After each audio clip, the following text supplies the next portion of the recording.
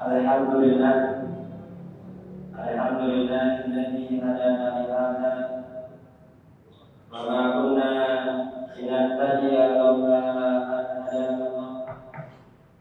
Allahumma shalli ala sayyidina Muhammadin al-Fatih lima ughliqa wal khatim lima sabaqa nasril haqqi bil haqq wal hadi ila siratikal mustaqim wa ala alihi wa sahbihi haqqa qadrihi wa biqadarihi rabbi. Amma ba'd. Yang saya hormati para orang tua, para sesepuh, para sahabat, para penjadi, Mukarram Bapak Sanusi, Mukarram Bapak Haji Marli. Wabil khusus yang saya hormati abah saya Mbak Mujib, Mukarram Arisan Muzaki. Hadirin bapak-bapak yang dimuliakan Allah Subhanahu wa taala, alhamdulillah berkat taufik dan hidayah dari Allah serta ampunan darinya kita kembali berkumpul di majelis seperti ini. Semoga berkumpul kita mendapat ridho dari Allah Subhanahu wa taala. Allah kabulkan segala hajat-hajat kita, Allah permudah urusan kita, Allah jadikan amalan kita amalan yang makbulah, amalan yang diterima oleh Allah Subhanahu wa taala. Allah berkahi kehidupan kita, Allah jadikan putra-putri kita serta keluarga kita termasuk orang-orang yang takut kepada Allah Subhanahu wa taala, ahli sujud, ahli khasyah, dan semoga kita semua wafat dalam keadaan husnul khatimah. Sebelum kita mulai taklim kita, terlebih dahulu kita membaca Al-Fatihah untuk muallim kita dan untuk guru-guru kita yang sudah mendahului kita. Besar harapan kita semoga kita semua mendapat pemahaman yang benar, pemahaman yang sesuai dengan maksud Allah dan Rasulnya, dan kita mendapat ilmu yang bermanfaat oleh kuliah sholihah. Al-Fatihah al-Budi Al-Imam Ibnu Hajar Al-Asqalani, Al-Imam Ali bin Abbas Al-Maliki, Syekh Sulaiman An-Nuri bin Ahmad As-Safar bin Husain bin Abdul Yusuf bin Abdullah bin Adam dan bin Abdullah bin Baras bin Salih bin Sulaiman bin Ghazi bin Abdul Hasan As-Sadili, Syekh Ahmad bin Musa bin Ali wal Imam An-Nawawi wal Alim Ali bin Abu Bakar As-Sagaf bin Abu Bakar Abdul Rahman As-Sagaf wal Habib Abdullah bin Abdul Qadir Al-Faqih al-Habib Muslim Al-Atas wa jami'al awliya wal aqtab wal mujahid wal mutan wa Sulaiman bin Salihin jami'al baina wa hadina dari janjina wa kulli musalihat wa hadda Nabi Muhammadin sallallahu alaihi wasallam bismillahir Fatihah. A'udzu billahi minasy syaithanir rajim. Bismillahirrahmanirrahim. Alhamdulillahi rabbil alamin arrahmanir rahim maliki yaumiddin. Iyyaka na'budu wa iyyaka nasta'in. Ihdinas siratal mustaqim. Shiratal ladzina an'amta 'alaihim ghairil maghdubi 'alaihim waladdallin. Amin. Bismillahirrahmanirrahim. Al-mu'allif rahimahullah ta'ala wa nafa'ana bihi wa bi ulumihi fid dharain. Amin. Sampailah kita pada hadis yang ke-70. An Abi Hurairah radhiyallahu anhu qala, dari Abu Hurairah semoga Allah meridhai beliau, qala Nabi sallallahu alaihi wasallam, telah bersabda Nabi besar Muhammad sallallahu alaihi wasallam, man ghasala mayyitan falyaghtasil wa man amalahu falyatawaddo.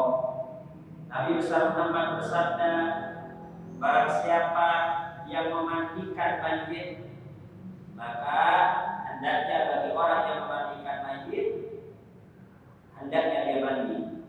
Setelah memandikan mayit, dia mandi juga. Wa man amalahu falyatawaddo. Barang siapa yang membawa jenazah, yang membawa mayit, maka hendaknya dia berwudu. Akhrajahu Ahmad wa Nasa'i wa Tirmidzi wa hasanahu. Hadis ini dikeluarkan oleh Imam Ahmad, Imam Nasa'i, Tirmidzi, dan dinilai hadis hadis adalah hadis hasan. Waqala Ahmad, berkata Imam Ahmad, la yasiru fi bab syai'un. Berkata Imam Ahmad, tidak sah dalam bab ini sama sekali. Al-makna ijmali, makna secara global. Jadi yang dimaksud Imam Ahmad tadi tidak sah sama sekali, maksudnya apa? Ini hadis dikeluarkan dengan jalan yang dhaif. Tapi kalau menurut Imam Ahmad, tapi kalau menurut Imam Nasai, Imam Tirmidzi itu hasan. Ya. Baik. Al-makna ijmali, makna secara global. Lama kana aslul mayyit mudannatun li ta'arrudi bil aqdar allati takhruju minhu amr syai'u ghasilahu bil ghusli ihtiyatan wa tanbiha. Yang mana sama-sama kita ketahui mayit yang belum dimandikan itu bisa jadi mengeluarkan kotoran-kotoran. Maka dari itu syariat mengajarkan kepada orang yang memandikan mayit, setelah dia memandikan mayit sebagai bentuk hati-hati dan kebersihan, hendaknya orang yang habis memandikan mayit dia juga melakukan mandi. Ya namanya seorang yang memandikan mayit ya nggak lepas dari najis. Karena apa? Ketika memandikan mayit kan perut juga ditekan. Ini perut ditekan. Nah, nanti ketika ditekan perut ini nanti akan mengeluarkan kotoran. Nah, maka dari itu yang memandikan otomatis terkena percikan-percikan dan lain sebagainya. Maka dari itu syariat menganjurkan bagi orang yang memandikan mayit juga untuk mandi. Maka dari itu di jenazah kalau dibawa dengan ambulan berjalan jauh itu usahakan posisi kepala lebih tinggi dibanding perut. Jadi sediakan bantal posisi kepala lebih tinggi dibanding perut. Kenapa? Khawatir kalau posisi kepala sama dengan perut, nanti di jalan kena goncangan-goncangan, khawatir nanti kotoran keluar lagi. Ya, jadi seperti itu. Nah, dikarenakan mayit tidak kosong dari kotoran, maka dari itu bagi yang memandikan mayit dianjurkan untuk mandi. Wa amara hamilahu bil wudu, dan memerintahkan bagi orang yang memikul mayit, bagi orang yang membawa mayit untuk berwudu. Wala alla ada iman masyarakat pada bil hamdi, karena yang bisa jadi ketika dia membawa itu bersentuhan tubuh mayit dengan tubuh dia, maka dianjurkan untuk berwudu. Akan tapi ada juga ulama yang menjelaskan al-muradu bil wudu al-wudu al-lughawi.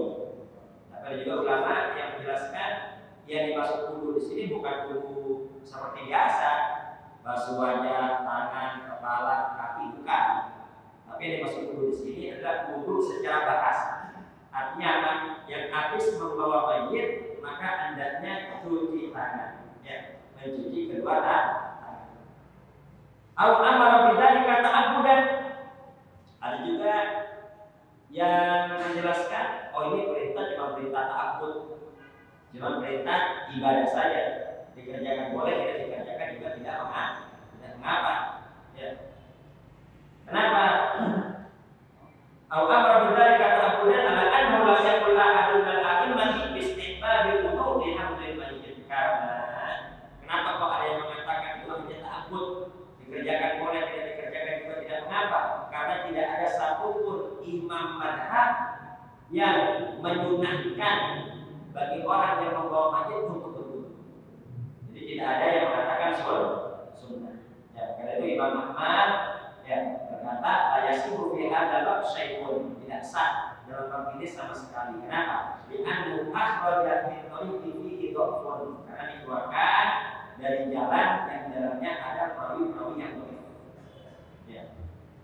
Wa qala innahu mansukhun bima rawahu Baihaqi an Ibnu Abbas. Nah, ada juga berpendapat bahwasanya ini hadis sudah mansukh, sudah terhapus dengan riwayat Imam Baihaqi dari Ibnu Abbas bahwasanya Nabi besar Muhammad SAW bersabda, "Laisa 'alaikum fi ghusli mayyitikum ghuslun." Enggak ada mandi bagi orang yang sudah memandikan mayit. Jadi orang yang sudah memandikan mayit enggak ada tuh dianjurkan untuk mandi. Inna mayyitakum yamutu tahiran. Karena mayit yang wafat itu wafat dalam keadaan suci. Ya kalau dia terkena najis cukup najisnya saja yang bersihkan, tidak perlu mandi. Walaysa binajis, mayit bukan najis. Fahasbukum an tagsilu aydiyakum, maka cukuplah hanya cuci tangan saja. Jadi dia mengatakan ini hadis ya, kalau kata Imam Ahmad ini ada rawi-rawi yang dhaif dan juga sudah dinasah, sudah dihapus dengan riwayat Baihaqi bahwasanya tidak dianjurkan bagi yang memandikan mayit untuk mandi, tapi cukup hanya cuci tangan saja. Fikul hadis, fikih hadis yang pertama masruqiyatu istihbab al-ihtisab min ghusl al-mayyit. Jadi hadis ini ya disyariatkan sunnah mandi bagi orang yang habis memandikan mayit. Jadi beda pendapat ya. Ada yang mengatakan sunnah harus memandikan mayit untuk mandi, tapi ada pendapat juga yang mengatakan ini hadis sudah dinasah, sudah dihapus bahwasanya tidak dianjurkan lagi untuk mandi bagi orang yang memandikan mayit, tapi cukup hanya cuci tangan saja. Seandainya dia terkena najis, maka cukup bagi dia hanya membersihkan najisnya saja. Tapi dijelaskan dalam kitab At-Taqriratus Sadidah mengapa orang yang memandikan mayit diperintah untuk mandi lagi. Karena ya, seseorang ketika menyentuh jasad yang sudah tidak ada rohnya, maka ini bikin lemes, bikin tubuh lemes, maka dianjurkan untuk mandi agar tubuhnya segar lagi. Jadi nggak wajib, ya nggak wajib, hanya dianjurkan untuk mandi agar apa? Agar tubuhnya segar lagi. Yang kedua, masruqiyatu istihbabil wudu min hamil mayyit wa qad almat ma fihi. Ya, disyaratkan disunnahkan berwudu bagi orang yang membawa mayit. Ya, disunnahkan berwudu bagi orang yang membawa mayit. Jadi orang yang menyunnahkan berdasarkan hadis. Dan juga ulama yang berpendapat wudu di situ bukan wudu seperti biasa, tapi yang dimaksud wudu di situ wudu secara bahasa, artinya setelah membawa mayit maka hendaknya cuci kedua tangan. Tapi ada ulama juga yang mengatakan ini dimaksud syukur wudu kenapa? Habis bawa mayit ente wudu. Kenapa? Karena setelah mau disolatin biar nanti bisa ikut nyolatin, maksudnya seperti itu.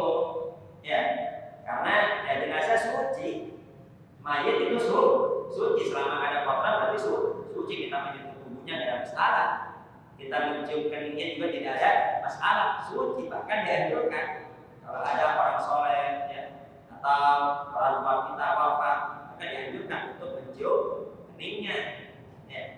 Jadi tidak ada masalah. Jadi kenapa kok dianjurkan bagi orang yang membawa mayit untuk berwudu? Karena habis dibawa kan nanti disolatin. Jangan sampai cuma bawa doang nggak ikut sholat. Ini maaf ya, ini banyak yang lupa seperti itu. Betul apa tidak? Ini ketika jenazah dibawa, ya semua keluar. Separuh masuk masjid, separuh di luar. Banyak begitu. Padahal adzan zuhur berkumandang, adzan asar berkumandang, di luar aja. Di motornya, ada yang di mobilnya, ada yang di luar sini. Kenapa kok kayak ikut sholat? Ya, aturan ikut masuk, ya sholat zuhur dulu, sholat asar dulu, ikut mensolati jenazah. Nah, maka dari itu Pak, kita harus memperbanyak teman-teman yang baik, kita harus memperbanyak teman-teman yang soleh.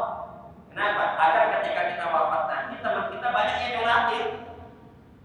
Ada cerita, ini ada seorang anak muda, dia wafat, yang takziah banyak sekali teman-temannya, teman-teman tongkrongannya banyak sekali.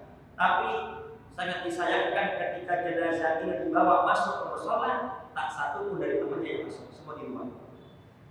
Teman banyak tapi nggak bermanfaat, nggak bisa doain dia, nggak bisa nyolatin dia di akhir usianya, nggak bisa. Maka itu pentingnya kita memiliki teman-teman yang soleh, pentingnya kita memiliki kenalan orang-orang masjid, kenalan orang-orang majelis, kenalan orang-orang zikir. Agar apa?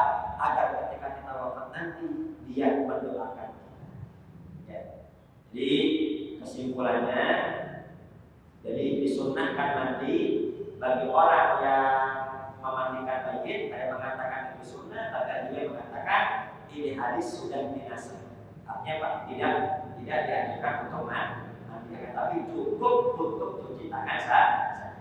Adapun bagi orang yang membawa mayit disunnahkan berwudu. Maksudnya apa? Karena habis membawa mayit nanti akan dilaksanakan sholat jenazah. Jadi jangan sampai yang bawa tidak ikut sholat. Kenapa? Karena pahalanya sangat besar sekali. Karena ini syafaat terakhir. Syafaat terakhir untuk orang yang wafat sebelum dia dikebumikan. Jadi semakin banyak yang mensolati semakin besar syafaat pertolongan untuk orang yang wafat. Semoga ketika kita wafat nanti banyak yang mendoakan kita sehingga kita semua selamat di dunia, selamat di akhirat. Amin.